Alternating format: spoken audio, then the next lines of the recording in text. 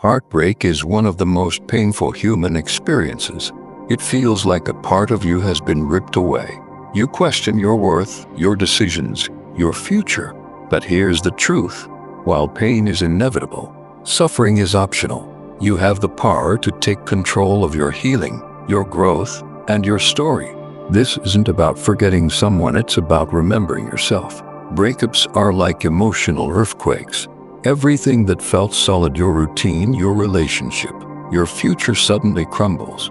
You wake up in the middle of the night with a tight chest. You check your phone out of habit, only to remember the person who once lit up your screen is no longer part of your life. You replay conversations, wondering what you missed. You ask yourself, what could I have done differently? If you're here, you're likely in pain. Maybe you're confused. Maybe you're angry. Maybe you're just numb. But know this, healing is possible. In fact, the moment you decided to take your healing seriously, you planted a seed of strength that will grow in ways you can't yet imagine. The end of a relationship often triggers a grieving process, one that feels as raw and disorienting as losing someone to death. You're not just mourning a person, you're mourning a shared dream, a future that now feels like fiction, a version of yourself that existed only in the context of that love. Grief isn't neat. It doesn't follow a perfect order, but many experience denial, anger, bargaining, depression, and finally, acceptance. In denial, you tell yourself it's not really over, that they'll reach out, that they're just scared or confused. You cling to the hope that love will find its way back. This denial isn't weakness, it's your brain protecting you from emotional overload. But the longer you stay in it, the more you delay what you truly need, healing. Then the anger comes. Anger at them, at yourself, at wasted time, at promises broken. Anger has energy, let it move through you. Scream into a pillow. Go for a run. Journal all the things you wish you could say. Just don't live in that fire forever. Bargaining creeps in when your heart craves relief. You play mental games. If only I had done this differently. You fantasize about one more conversation, one more chance to fix it. But love isn't built on if only. It's built on what is, and what is true now is that it ended. Depression often follows. The numbness, the ache, the inability to eat or sleep or focus. Music hurts. Silence hurts. Everything reminds you of them. This is the stage where self-compassion is critical. Feel everything, but don't let it define you. You are allowed to break, but you are also allowed to rise. Then, one day, you notice something shift. You stop checking your phone. Their name no longer causes a wave of pain. You begin to think about yourself again, not as part of a pair, but as a person who still has a future. This is acceptance. It doesn't mean you no longer care. It means you've stopped resisting reality. Heartbreak doesn't just live in your chest, it lives in your brain. Research shows that romantic rejection activates the same brain regions associated with physical pain. Your brain, quite literally, interprets a breakup as injury. Add to that the sudden drop in feel-good chemicals like dopamine and oxytocin, and you begin to understand why it feels so overwhelming. You're not just sad, you're chemically off balance. What's more, love is like a drug. In fact, the early stages of love trigger the same brain centers as cocaine. So, when the relationship ends, your body reacts like it's going through withdrawal.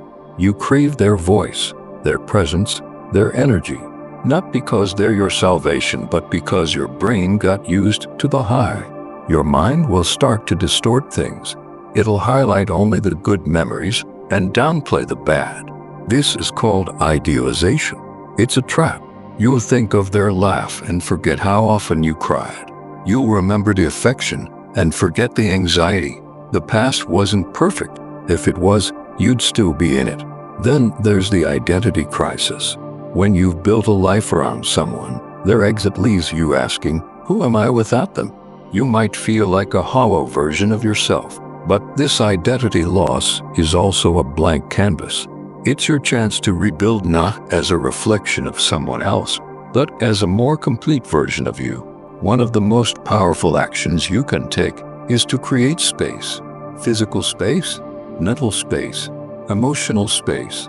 This means go in no contact not because you hate them, but because you love yourself. Every message, every social media post, every late night I miss you text reopens the wild. You cannot heal in the same environment that hurt you. Block them if you must. Unfollow their profiles. Mute mutual friends. Clean your room. Box up reminders. Reclaim your space. Your mind needs quiet to hear itself again. A digital detox also helps. Our phones are grief amplifiers. Every scroll, every notification keeps you tethered to their ghost. Turn off your apps for a while. Pick up a journal instead. Go for long walks. Listen to your own breath again. Now, let's talk about emotional regulation. You'll feel waves sometimes back to back. Rage, shame, jealousy, despair.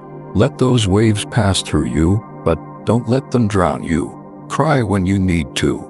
Scream if it helps. But also, take deep breaths. Meditate. Work out. Talk to a friend. Your emotions need movement, not suppression. This is the time to rediscover yourself. That version of you who existed before the relationship, the version that loved dancing or sketching, or waking up early. Bring them back, or create someone new. Try things you never did. Go on a solo trip. Learn something. Change your routine. Fall in love with your mornings again. Breakups often leave us fantasizing about what could have been. You cling to a future that never happened. You imagine the wedding, the vacations, the aging together. But those were dreams, not promises. Let them go. They serve you, but they are not your reality. You didn't lose the perfect love, you lost a complex, imperfect situation that taught you something about yourself. One of the hardest pills to swallow is seeing them move on. Whether it's with someone new or just smiling in photos, it stings. You might feel replaced, forgotten, left behind. But remember, some people move on fast to avoid sitting with themselves. What you see on the outside rarely reflects the truth inside. Don't compare their timeline to yours. You're not late, you're healing deeply. And deep healing doesn't always look shiny. It looks like solitude, silence, and sacred self-work. Let them go. They're not your competition. They're not your closure. Your peace comes from within. Confidence will take time to rebuild. Breakups can wreck our self-esteem. You wonder if you're lovable, attractive enough. But you are always enough. Start showing up for yourself again. Get dressed even when you don't have to. Work out not for revenge, but to feel alive in your body. Learn something new to feel proud again. Confidence grows when we keep promises to ourselves. When we do what we said we'd do. Set small goals. Wake up on time. Eat well. Make your bed. Each act says, I matter. Over time, these little things rebuild the image in the mirror. You stop seeing someone abandoned and start seeing someone strong. Eventually, you'll ask yourself, when is it okay to date again? The answer isn't a number, it's a feeling. If you're still checking your ex's profile, you're not ready. If you're looking to fill a void, you're not ready. If you're scared to be alone, you're not ready. But if you feel peaceful, full, and curious about new connections, not desperate, you're getting there. In the meantime, date yourself. Buy yourself flowers. Cook your favorite meal. Take yourself to movies. Learn to enjoy your own company. The more whole you feel alone, the better your future relationships will be. Because next time, you won't be looking for completion, you'll be looking for companionship. One day, you'll realize you haven't thought about them all week. You'll pass the place where you used to meet and feel nothing. You'll laugh, not because you forgot the pain, but because it no longer controls you. That's freedom. Healing doesn't mean erasing the past. It means releasing the grip it had on your present. It means looking back with grace, not regret. Forgiving not for them, but for you. Closure doesn't come from them. It comes from a decision to move forward, to grow, to start again. This breakup may have broken your heart, but it built your strength. It woke you up. It reminded you of what you deserve. And now, it's your time to rise. You're not who you were when this began. You are wiser, softer, stronger. You are not just healing, you are evolving. And when love finds you again, and it will, you'll enter it not as someone afraid to be alone, but as someone who knows their worth. You'll love again. But first, and most importantly, you'll love yourself. You've got this.